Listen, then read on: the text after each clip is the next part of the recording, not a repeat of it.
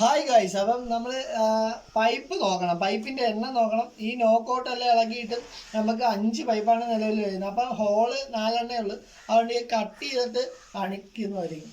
അവിടെ DV box cut ചെയ്യുമ്പോൾ നമ്മൾ എപ്പോഴും ശ്രദ്ധിക്കാതെന്ന് വെച്ചാൽ നമ്മൾ ഒരിക്കലും കിടത്തിയിട്ടൊന്നും കട്ട് ചെയ്യല്.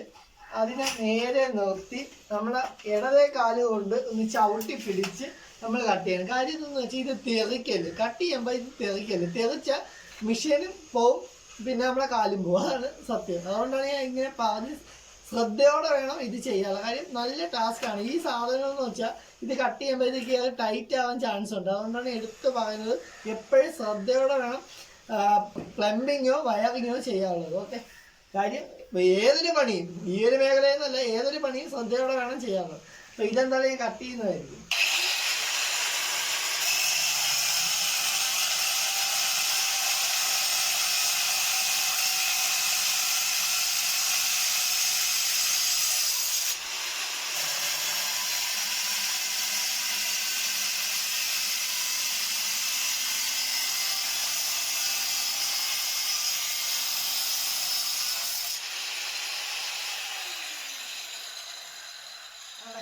ഇതേപോലെ കട്ട് ചെയ്തിട്ടുണ്ട്. പക്ഷെ ഇതിൽ കട്ട് ചെയ്തിട്ട് നമ്മൾ ചെയ്യാനുള്ളൊരു കാര്യം എന്തെന്ന് വെച്ചാൽ ഇത് കറക്റ്റ് നല്ല രീതിയിൽ ഫയൽ ചെയ്ത് കൊടുക്കണം. കാര്യം എന്തെന്ന് വെച്ചാൽ നമ്മളെ വയറ് ഇതിൽ കൂടി വരും.